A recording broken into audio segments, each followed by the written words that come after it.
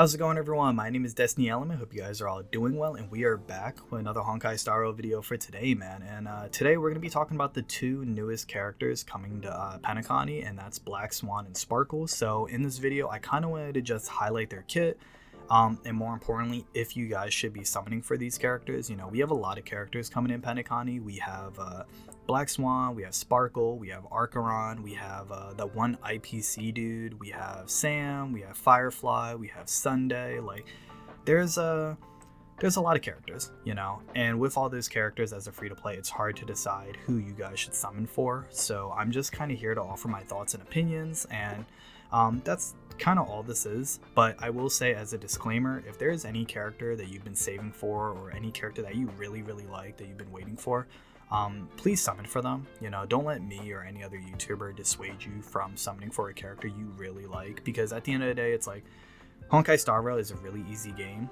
and you can beat all the content in the game with every character, you know, even the free-to-play characters. So it's a game, you know, you should have fun, and you should prioritize playing characters that you really like, and that's the most important thing. So that's basically that. If you are someone that wants to min-max your box or strengthen certain teams that you have, this is more of a video for you. But yeah, that's basically it. If you guys do enjoy the video, leave a like, comment, subscribe, really does help me out. And yeah, let's get into it. So getting into Black Swan, I don't want to go too in-depth with her kit, because I will be doing a guide on her when she drops, because I'm going to be summoning for her. So she is a 5-star wind nihility character, and her whole kit revolves around stacking a debuff called Arcana and another debuff called Sacrament. So for every stack of Arcana that you put on an enemy, she will deal wind damage to them, but for every stack of Arcana, she also increases the dot damage multiplier as well too that she has. Now, this is also really important because she has a lot of stuff in her kit to stack Arcana, and you're going to need a lot of effect hit rate on her. You know, she also has a debuff called Sacrament and Epiphany. Now, her ultimate on Pridwin, they don't mention it, but whenever she pops her ultimate against enemies, she will afflict Epiphany for 2 turns. That means enemies will take 30% more damage during their turn. So it's not like Welt's vulnerability debuff where they'll take more damage in general. It's specifically during their turn, and that's still like a huge damage increase, because 30% when the enemies start their turn is like, it's kind of ridiculous, because their turn will start and they'll have all these dot damage on them, like all these like dot debuffers on them, and they'll just lose health for trying to start their turn.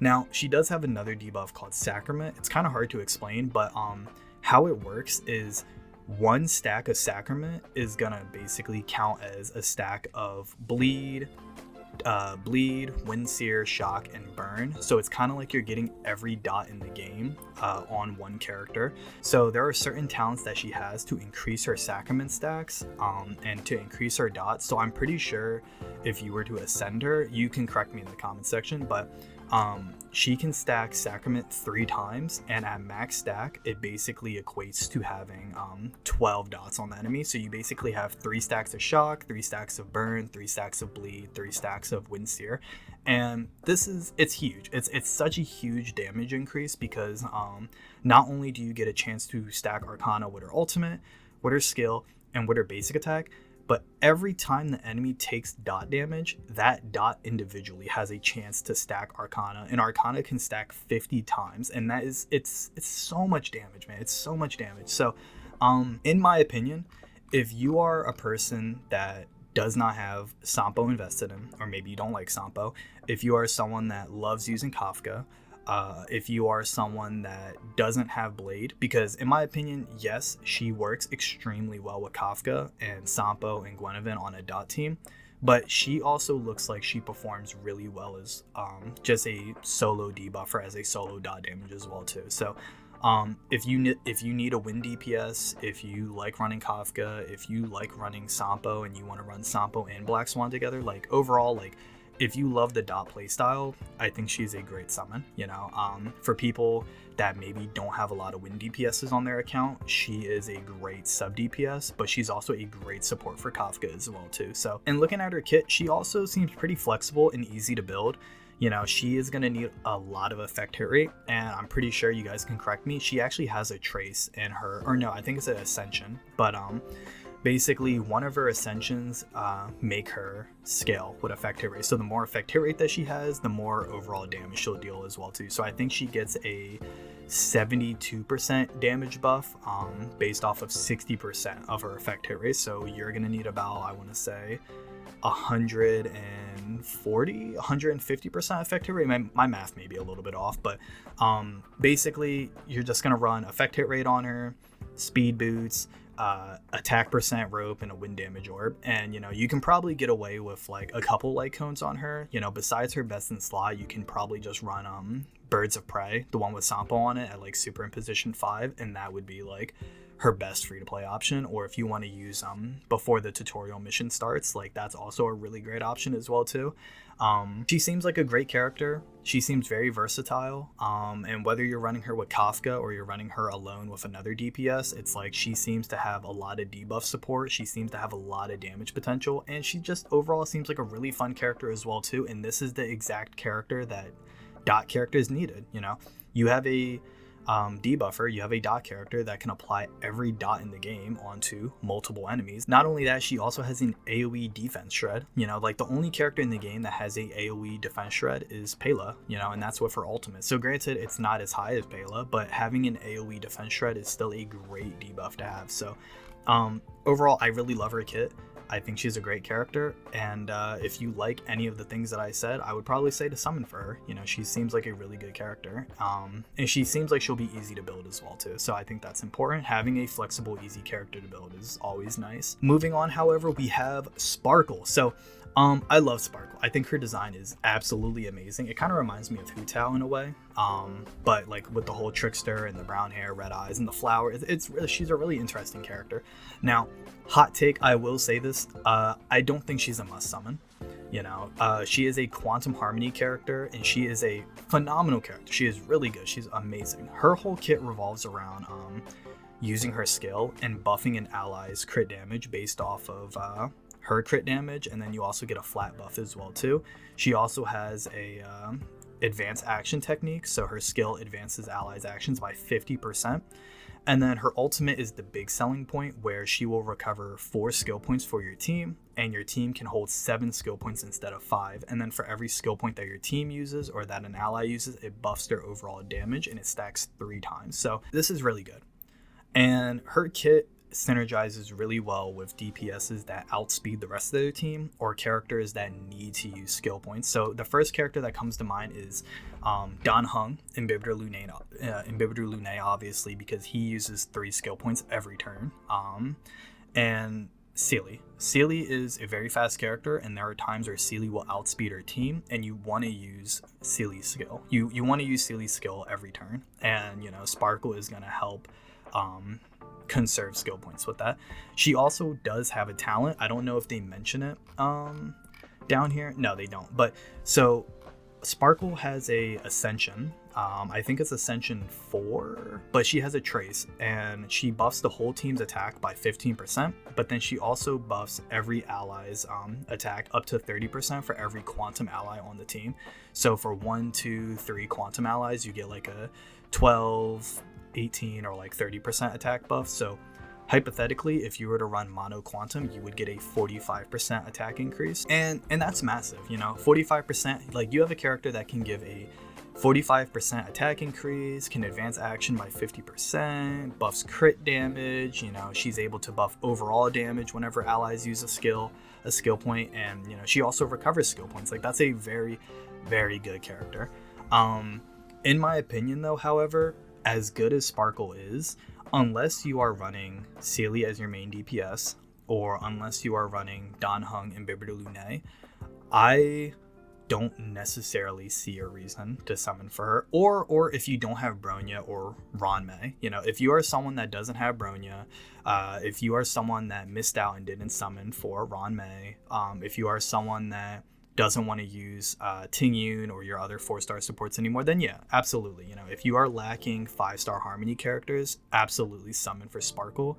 But if you do have Bronya, if you do have Ranmei, I don't think she's a must summon. It's like, unless you're a huge avid fan of Mono Quantum and you want to run Sparkle over Bronya with Sealy, I don't necessarily see a reason to summon for her. Or if you are someone that runs Dan Heng and Bibru Lune and you need the extra skill points, then yeah, I would say Sparkle is a great pick. But it's just I don't think she's a must summon, you know? She has a lot of great features and a lot of great stuff in her kit, but she's also, I just feel like she's not really needed, you know, because Bronya, in my opinion, is still a great support. You know, they like Sparkle's a great support too, but they both excel in different fields. You know, Sparkle is gonna buff characters and get their actions up, and she's going to be able to reward them for consuming a lot of skill points. But if you're running a skill point positive team, or if you're running more of like a hyper carry team, you're most likely not going to use Sparkle. Bronya has team-wide attack buffs, she buffs crit damage still, and she can advance action by 100%, and I think that 100% action advance is way bigger than like 50%, you know? And it's more like it's instantaneous as well too. She also gives a huge damage buff. Like Bronya with her light cone gives like a 80% damage buff, so I don't know. It really is dependent on the team that you're running. On one hand, you have Bronya, who can advance action by 100%, buff attack, buff crit damage. She dispels debuffs as well too. People like to forget that. And she just gives a huge overall damage buff. And then you have Sparkle, who can give a lot of skill points, and she rewards your team for using those skill points. And then she advances actions by 50% while also buffing one ally's crit damage. So I feel like if you're running a team that has 1 DPS, that will most likely be Sealy or Dan Heng in Bibidor Lune, you'll most likely run her. But in any other instance, you'll probably run Ron Mei or Bronya over her. So I don't think she's a must summon. I do think, however, she is a phenomenal character. And if you are struggling and you don't have a lot of Harmony characters, yes, I would absolutely summon for her. Moving on to their banner, though, just to cover their banners, Black Swan will have Misha, Tingyun, and Gwenevin, and Sparkle will have Sampo, Xing Shui, and Hanya. So if you want to summon for Misha, I would probably say be wary of getting Black Swan, especially if you don't like running dot-based teams, or if you aren't trying to run a dot-based team. But both banners look really good. It's kind of dependent on what you have in your box. You know, if you want to run dot characters, if you have Kafka, if you need a win DPS, Black Swan is a great pick to have to your box. And Misha is also a really good character too. Misha is able to freeze enemies, and we don't have any other character in the game that can actually manually freeze enemies besides March 7th. Like, that's the only character, I think. So having Misha will be a good pickup, and Black Swan can also be a great pickup, even if you're not running a full dot based team with Kafka. You know, she can still work as a sub DPS as well too. If you are someone that doesn't have Bronya or Ron Mei, if you are someone that wants to run Mono Quantum, you know, Sparkle is also a really great pick, but I don't think she's a must summon. If I had to choose though, I would say Sparkle probably has more flexibility and variability in her team comps than Black Swan, but I do feel like if you have Bronya or Ron Mei, you'll probably get better returns on your team if you were to go for Black Swan, just for the sake that it's like, you know, having more debuffs and having some more damage over time, especially when the enemy starts their turn, I think will be a lot better than having extra skill points on a team that may already be skill point positive, or if you're running a bunch of characters that are skill point neutral, skill point positive. So I think that's something to keep in mind. So yeah, that basically covers the video. Let me know in the comments section if you guys will be summoning for Black Swan or Sparkle. Also, let me know if you're not summoning for them and maybe you're saving for someone else. But I'm really excited, man. You know, I will be doing my summons for Black Swan day 1 that the update goes live, so definitely look out for that. We're going to be doing quite a bit of summons, and it's going to be a lot of fun, so you can check me out on the channel when that video is uploaded. But thank you guys so much for watching. Thank you guys for being here, and I'll see you guys in my next video. Peace.